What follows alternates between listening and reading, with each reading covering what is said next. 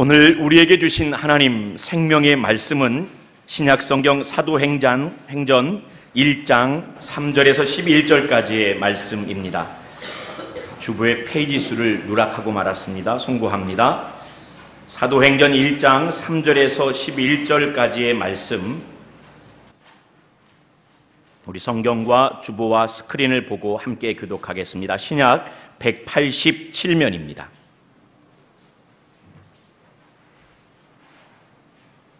제가 먼저 3절 말씀을 읽습니다. 그가 고난받으신 후에 또한 그들에게 확실한 많은 증거로 친히 살아계심을 나타내사 40일 동안 그들에게 보이시며 하나님 나라의 일을 말씀하시니라. 예루살렘을 떠나지 말고 내게서 들은 바 아버지께서 약속하신 것을 기다리라. 요한은 물로 세례를 베풀었으나 너희는 몇 날이 못 되어 성령으로 세례를 받으리라 하셨느니라. 그들이 모였을 때에 이 소리에 주어이르되 주께서 이스라엘 허락하신 이때니까.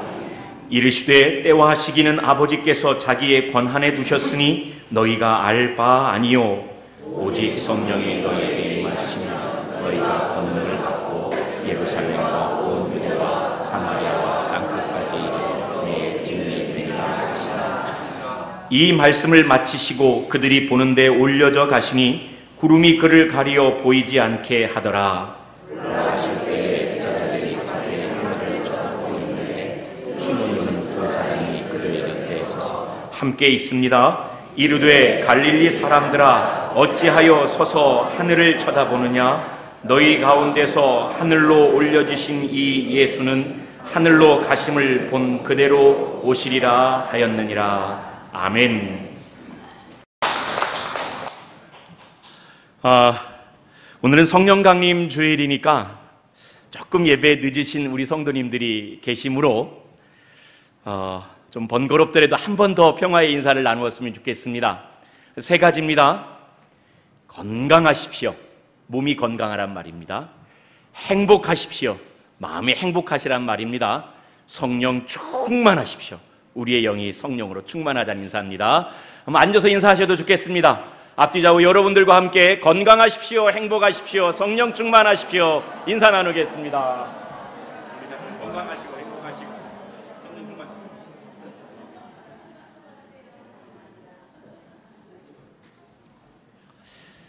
제가 지난주에는 교회 생일이라 기쁘고 오늘도 굉장히 예배 설교 전에 굉장히 마음이 기쁜데 이유가 뭐냐면 누가 날 알아주는 것이 이렇게 사람을 기쁘게 하는 줄 몰랐어요.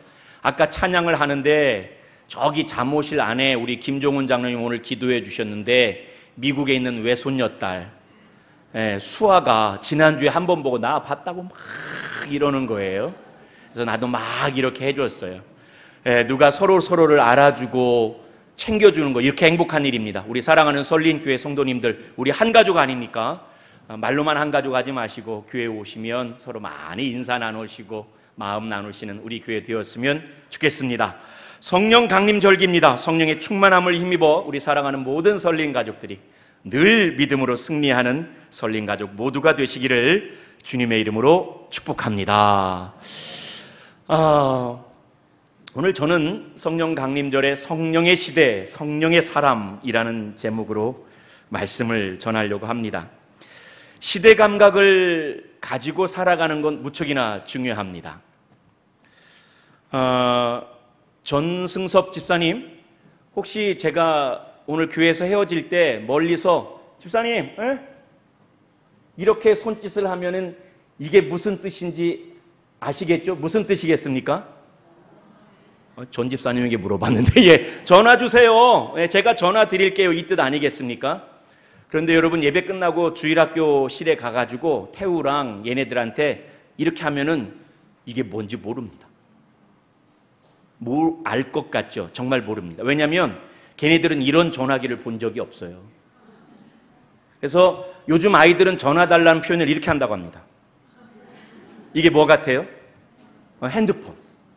그래서 나 이게 그냥 하는 말이겠거니와 했는데 정말로 그렇더라고요. 같은 시대를 살아가지만 우리는 전화 주세요, 전화할 게지만 이 시대를 살아가는 우리의 젊은 아이들, 어린 아이들은 전화 줘 이게 되는 거예요. 시대가 이렇게 달라져 갑니다. 그러므로 사랑하는 성도 여러분들, 바뀌어가는 시대 가운데 우리가 그 시대의 감각을 알고 느끼고 맞추어서 살아가는 건 상당히 중요한 시민사회의 덕이 됩니다. 그렇지 아니하고 내가 살아온 시대에 여전히 머물러서 지금 시대를 재단하면 이른바 꼰대가 되기 쉽습니다.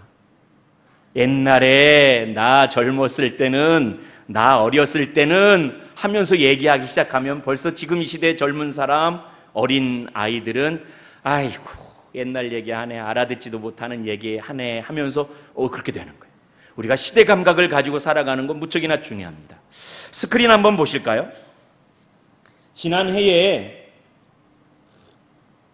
전 세계에서 가장 왕성하게 활동하고 자산 규모가 가장 크고 거래 규모, 수익 규모가 가장 컸던 5대 기업을 1번에서 5등까지 번호를, 순서를 매겼어요. 1등이 어디였냐면 애플사입니다.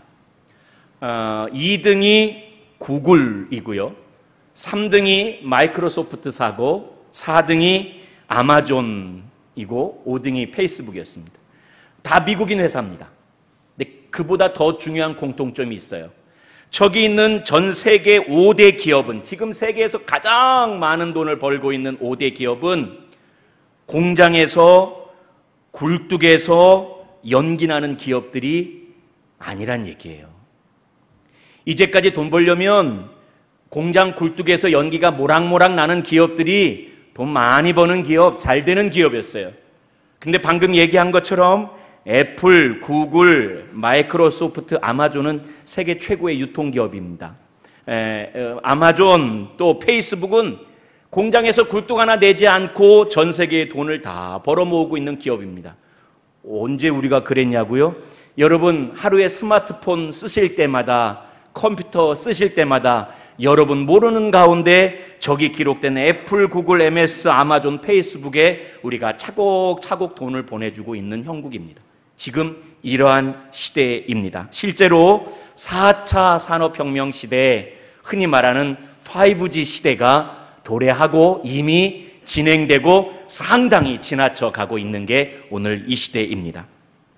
그래서 교회도 고민해야 합니다. 이렇게 시대가 변화되어지고 있는데 이러한 시대에 발맞추어 이러한 시대 감각을 가지고 교회가 무엇을 바꿔낼 것인가, 무엇을 갱신할 것인가, 무엇을 개혁해낼 것인가. 하지만 그래도 교회는 교회 아닙니까?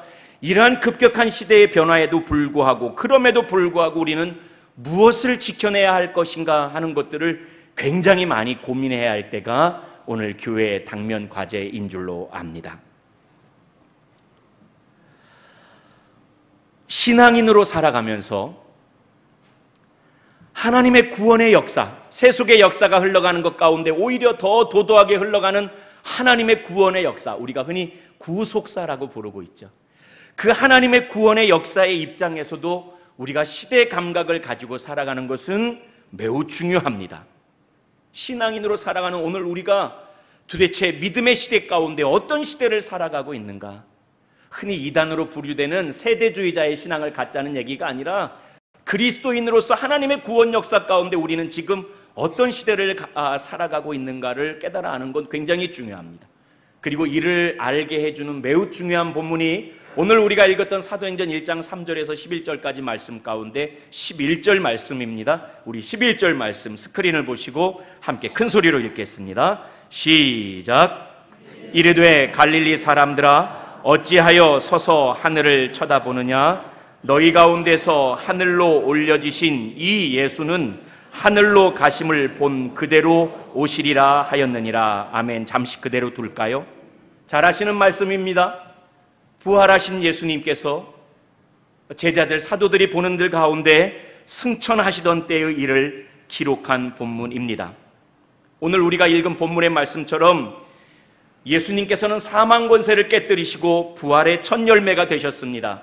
3절 말씀 보면 40일 동안 제자들과 함께 거닐면서 하나님 나라에 대한 말씀을 전해 주셨습니다. 그리고 때가 이르자 예수님께서는 구원의 길을 활짝 여시고 제자들이 보는 들 가운데 하늘로 오르셨습니다. 그리고 말씀하시기를 두 청년, 아마 예수님 부활하셨을 때도 있었던 천사들 아니었을까 싶습니다만, 하늘로 올리우신 예수를 바라보고 있는 사도들, 제자들에게 그 청년들이 말합니다. 너희가 본 그 모습 그대로 그 예수님 다시 오실 것이다 말씀하신 본문이었습니다.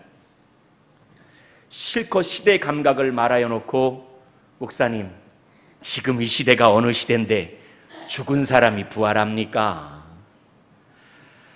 예수님 부활하셨다는 거 제가 믿습니다. 그렇지만 어떻게 사람이 중력을 거슬러서 하늘로 슝슝슝슝슝 올라갑니까?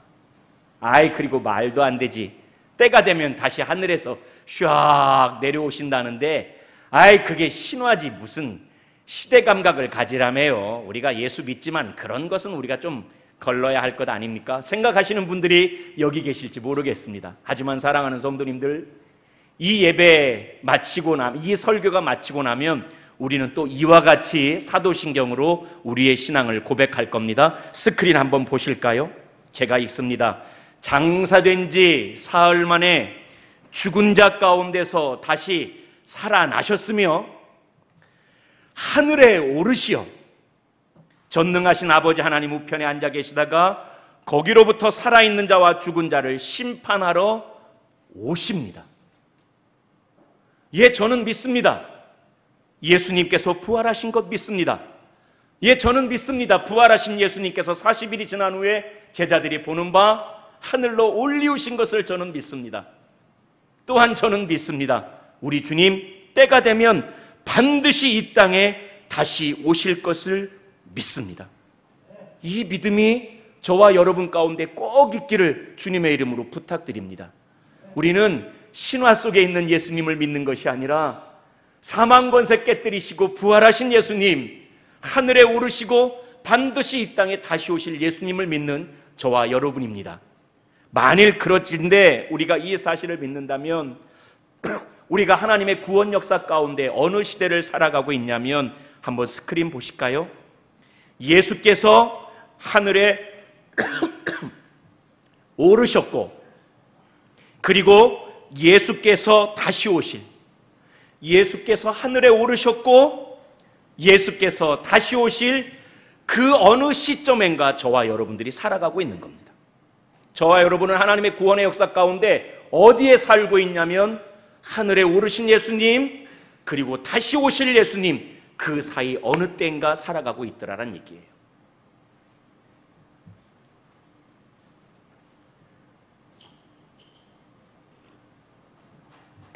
혹시 이성희 집사님, 재빈이 키우면서 그런 적 없습니까? 재빈이 초등학교 1학년 때 몰래 학교 따라가가지고 얘가 수업을 어떻게 받나 그렇게 한번 보신 적 있으세요? 예배 전에 좀 조율을 했었어야 할 터인데 아마 우리 이성희 집사님은 개인 사업을 하시는 분이기 때문에 시간을 내기 어려울 거예요. 근데 저는 목회자라서 월요일 날 제가 쉬게 되지 않습니까? 첫 아들 녀석이 초등학교 1학년 입학했을 때 어느 월요일 날 제가 몰래 이제 좀 시간이 지난 다음에 학교 다녀오겠습니다 하고 갈 때 몰래 따라갔어요. 이 녀석 도대체 잘 학교는 가나? 신호등은 잘 건너나? 친구들 있나 없나? 그리고 수업할 때 몰래 그 반 수업 창가에서 이 녀석이 수업을 어떻게 열심히 듣고 있나 딴짓하나 보고 왔어요. 근데 저 같은 부모가 저만 있는 게 아니었나 봐요. 하도 1학년 학부모들이 몰래 와서 수업을 바깥에서 보니까 거기다가 안내문 써 있더라고요. 수업에 방해되니까 수업 참관 하지 마시라고 그렇게 써 있더라고요. 근데 제가 따라간 이유가 있겠죠. 우선 걱정될 거 아닙니까? 아이고 요 꼬맹이가 이제까지 집에서 길러졌던 아이를 학교로 내보냈으니 얘가 이거 어떻게 하면 좋나? 학교에서 도대체 공부는 제대로 하나? 이런 걱정 또 이런 호기심 때문에 몰래 그렇게 따랐던 적이 있습니다. 예수님 마음 어떠셨을까요? 이제 하늘에 오르십니다. 여전히 제자들은 믿업지 못합니다. 그런데 그 믿업지 못한 제자들만 덩그러니 남겨놓고 하늘에 올라가셔야 했을 예수님 마음이 어땠을까요? 또 이 모든 일을 지켜보고 계시는 하늘의 아버지 하나님 마음은 어떠셨을까요? 그래서였는지 오늘 부활 승천하기 직전에 예수님께서는 마지막으로 제자들에게 이렇게 당부하십니다. 오늘 4절 5절 말씀 같이 한번 읽어보겠습니다. 시작. 사도와 함께 모이사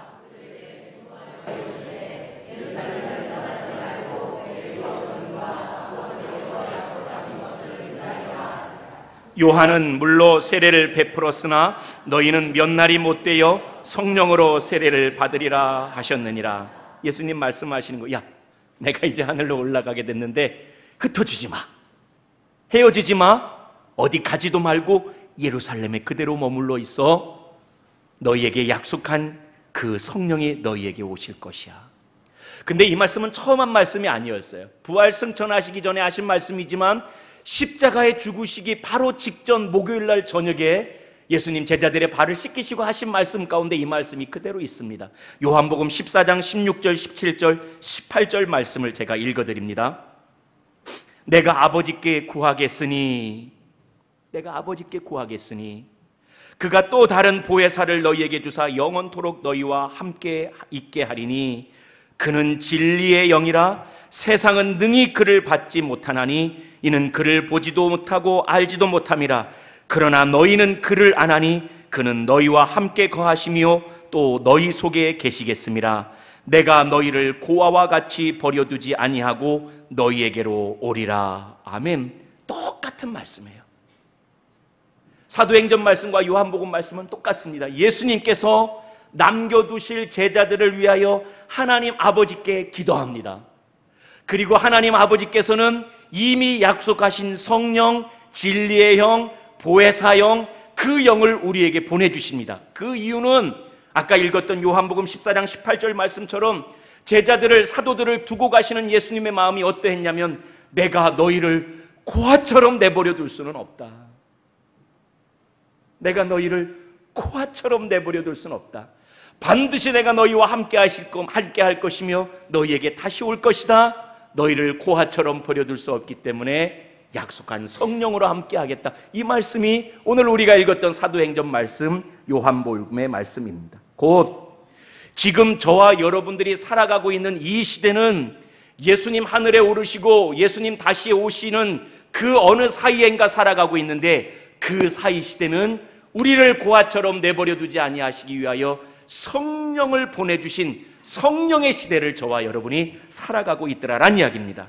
그리고 오늘 바로 성령 강림주일, 오늘 이날은 이 일을 기억하는 날, 성령 하나님을 우리에게 보내주셔서 지금 우리가 성령의 시대를 살아가고 있음을 다시 한번 뚜렷하게 각인하게 하는 날이 오늘 성령 강림주일입니다. 오늘 저와 여러분은 성령의 시대를 살아가고 있습니다. 그러면 4차 산업혁명, 5G 시대가 되어졌는데 이 시대에 발맞추기 위해서 각 기업들이 그리고 정부들이 얼마나 애쓰겠습니까?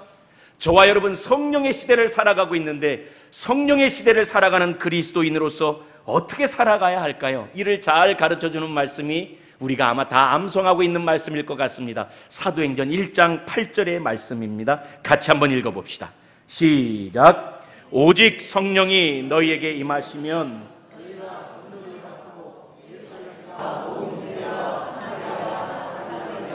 내 증인이 되리라 하시니라. 이 말씀 좀 그대로 둡시다. 우리는 이 말씀을 특별히 교회 성장주의자는 전도의 말씀으로만 이야기했습니다. 성령 받고 권능 받아 많은 사람들에게 예수 전하여서 교회에 많은 사람들을 오게 하자, 교회 부흥시키게 하자, 교회 성장시키게 하자는 교회 성장주의자의 전도를 위한 말씀으로 많이 이해했습니다. 틀리지 않습니다. 하지만 사랑하는 성도 여러분, 이 말씀은 참으로 이 말씀은 그보다 훨씬 크고 그보다 훨씬 깊은 말씀입니다. 사랑하는 성도 여러분, 예수님께서 하늘에 오르시기 전에 마지막으로 주신 말씀이 이 말씀입니다.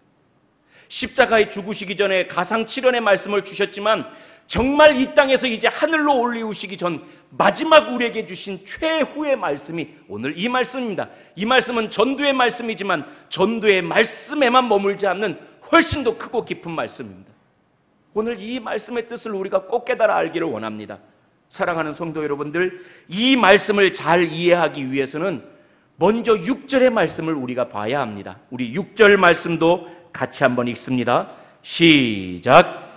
그들이 모였을 때에 예수께 여쭈어 이르되 주께서 이스라엘 나라를 회복하심이 이때니까 하니. 잠깐 그대로 둡시다. 이 말씀은 좀 방송실 제가 내리라고 하기 전까지는 그대로 두십시오. 예수님 부활 승천하기 직전에 제자들이 와서 예수님께 묻습니다. 예수님, 이스라엘 나라를 회복하심이 이때입니까? 어떤 이들은 이 말씀을 통해서 예수님 뜻을 제대로 알지 못했다고 해가지고 제자들을 굉장히 무지한 사람으로 취급하는 경우가 있는데, 아니요, 결코 그렇지 않습니다. 제자들은 지금 굉장히 진지합니다. 제자들은 지금 굉장히 간절합니다. 사랑하는 성도 여러분, 나라와 민족을 마음에 품고 살아가는 사람과 나라와 민족에 대해서 관심 없는 사람과 어떤 사람이기를 원하십니까? 제자들은 자주권을 빼앗겨버린 자신의 나라 이스라엘 나라가 속히 회복되기를 원하는 진지한 마음, 간절한 마음으로 예수님께 물었습니다. 예수님 그 질문을 그저 함부로 내팽겨치지는 않으셨습니다. 다만 때와 기한은 아버지께서 정한 것이니 너희가 알 바 아니지만 그 다음 주신 말씀이 이 말씀입니다. 오직 성령이 임하시면 너희가 권능을 받고, 그 다음부터 중요합니다. 너희가 예루살렘과 온 유대와 사마리아와 땅끝까지 이르러. 지금 제자들의 질문은 이거였습니다. 주님, 예루살렘 성전이 저렇게 이방인에 의해서 더럽혀지고 있습니다. 예루살렘 성전이 어느 때 회복될 수 있습니까? 주님, 이 나라가 자주권을 잃어버리고 저 로마 총독들의 밑에서, 저들이 세운 분봉왕 밑에서 헤매이고 있습니다. 이 나라는 언제 회복되겠습니까? 그러자 예수님 말씀하십니다. 아니다. 예루살렘도 회복시킬 것이며 유대 나라 이스라엘 나라도 회복시킬 거지만 성령이 임하면 너희의 눈이 그저 예루살렘과 이스라엘에 머물지 않을 것이다. 성령 하나님이 임하면 너희의 시각의 지경을 활짝 높여줘서 너희들이 무시하고 너희들이 적대하는 저 사마리아 땅을 보게 할 것이다. 너희들이 율법이 없다고 무시하는 저 이방인의 땅끝까지도 너희들에게 보게 하실 것이다.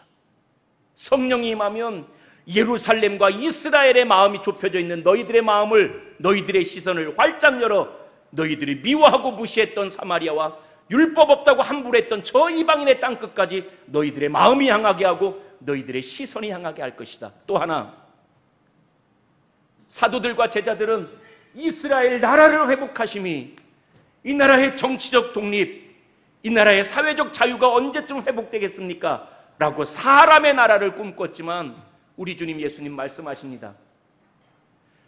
예루살렘과 유다와 사마리아와 이방인의 땅끝까지라도 너희들은 내 증인이 될 거다. 내 증인이 되라는 말을 여러분 잘 이해하시기 바랍니다. 삶이 공허하고 삶이 허탄한 채 입술로만 예수 믿으세요 하는 그런 전도자의 삶이 아니라, 예수께서 이 땅에 오셔서 하셨던 일은 단 한 가지입니다. 그가 선포하셨던 메시지는 한 가지입니다. 회개하라, 하나님 나라가 가까이 왔느니라. 그리고 그 하나님 나라를 가르치셨고 하나님 나라를 이루기 위하여 병자를 고치셨습니다. 하나님 나라를 이루기 위하여 놀라운 이적을 베푸셨고 하나님 나라를 가르치기 위하여 많은 비유들을 베풀어 설명하셨습니다. 예수의 증인이 된다는 건 우리의 삶 가운데 치열하게 내 삶의 예루살렘, 유대, 우리가 싫어하고 미워할 수 있는 사마리아와 우리가 관심 없는 저 이방인의 땅끝에까지 이르러서라도 내가 살아가는 삶의 모든 지경마다 내 나라가 아니라, 나의 나라가 아니라 하나님의 나라를 삶으로 살아가서 예수 그리스도가 옳았다라고 증거할 수 있는 예수 그리스도의 증인으로 살아가는 거란 얘기예요. 성령이 임하시면 우리 가운데 어떤 역사가 일어나냐면, 이제까지는 내 나라를 위해서 무엇 먹고 무엇 마시고 무엇 입을까, 어떻게 하여 형통하고 어떻게 하여 풍성할까 하는 내 나라를 공고히 하고 내 나라를 회복하기 위하여 살아갔다면, 성령이 임하시면 이제 우리의 시선을 열어주시고 우리의 마음을 열어주시고 우리의 삶의 목적을 바꾸시고 우리의 삶의 가치의 전환을 바꿔주셔서 우리로 하여금 무엇 먹고 무엇 마시고 무엇 입을까 하는 이방인의 나라, 내 나라를 만드는 것이 아니라 하나님의 나라, 하나님이 통치하시는 나라, 그 나라를 내가 살아가는 예루살렘, 내 가정, 내가 살아가는 내 이스라엘, 내 직장뿐만 아니라 내가 싫어하고 미워하고 적대시할 수 있는 내 이웃뿐만 아니라 내게 관심조차 없는 저 이방인의 땅끝에까지 가서라도 하나님의 나라를 어떻게든 이루어가서 예수 믿는 것이 옳구나 하는 예수의 증인으로 살아가게 하시더라는 얘기입니다. 그게 성령 임한 사람, 그게 성령 충만한 사람의 증거이올시다. 저와 여러분이 그러한 성령의 사람이 되기를 주님의 이름으로 축복합니다. 성령의 시대를 성령의 사람으로 살아가는 우리 설린교회 성도님들 되시기를 주님의 이름으로 간절히 축복합니다. 말씀을 맺습니다. 우리는 지금 4차 산업혁명 시대를 살아갑니다. 우리는 5G 시대를 살아갑니다. 세상은 급변할 것입니다. 또한 우리는 주님 다시 오실 때까지 성령의 시대를 살아갈 것입니다. 성령의 시대를 살아가는 성령의 사람은 어찌 살아야 할까요? 많은 분들이 저에게 성령에 대해서 물어오십니다. 그리고 성령에 대해서 물어오시는 많은 분들은 은사와 겉으로 드러나는 체험에 대해서 물어보십니다. 성령 받으면 방언할 수 있습니까? 내가 방언 못하는데 성령 받은 겁니까? 물어오십니다. 하지만 그렇지 않습니다. 모든 은사와 모든 체험도 예수 그리스도의 증인, 하나님 나라의 일꾼을 만드시기 위하여 우리에게 주신 선물에 불과합니다. 사랑하는 성도 여러분, 우리가 방언을 5개, 10개를 말하고 심지어 천사의 말을 한다 할지라도, 우리가 병을 고치고 산을 옮길 만한 믿음의 능력이 있다 할지라도, 우리가 그것을 통해서 내 나라를 만들고 있다면 우리는 성령의 사람이 아니올시다. 하지만 우리가 천사의 말을 하지 못하고 우리의 믿음이 부족하여 산을 옮기지 못한다 할지라도, 오늘 내가 살아가는 삶의 자리에서 무엇 먹을까, 무엇 마실까, 무엇 입을까, 내 나라 만드는 사람이 아니라, 나는 비록 부족하여도 주님 주시는 권능을 힘입어서 내 가정에서, 내 일터에서, 내가 만나는 사람에서 껄끄러운 사람일지라도, 무관심한 사람일지라도 그곳을 하나님 나라로 만들어가는 내 삶을 치열하게 살아갈 때 그 사람이 성령의 사람이요 성령의 시대를 올바르게 살아가는 사람인 줄로 믿습니다. 우리 사랑하는 설린교회, 그렇게 성령으로 충만한 성령의 시대를 살아가시는 우리 사랑하는 설린교회, 사랑하는 설린교회 성도님들 되시기를 주님의 이름으로 축복합니다. 사족을 하나 덧붙입니다. 1장 8절 마지막 말씀에 이렇게 기록되어 있습니다. 내 증인이 되리라. 내 증인이 되리라. 내가 성령의 사람입니까? 물어오신다면 저는 그렇게 대답하겠습니다. 내 증인이 되라라는 권유도 아니고 명령도 아닙니다. 성령이 임하면 그렇게 되어질 수밖에 없는 내 증인이 되리랍니다. 성령 받으셨냐고 물어보셨다면 제가 이렇게 대답합니다. 지금 여러분의 삶 가운데서 내 가정을 하나님 나라 만들려고 애쓰고, 내 직장에서 하나님 나라 만들려고 애쓰고, 내가 살아가는 모든 삶의 관계 가운데 하나님 나라를 만들려고 애쓰며 사신다면 여러분은 성령의 시대를 살아가는 성령의 사람입니다. 여기 있는 우리 모두가 성령의 사람 되시기를 주님의 이름으로 간절히 축복합니다. 오늘 우리에게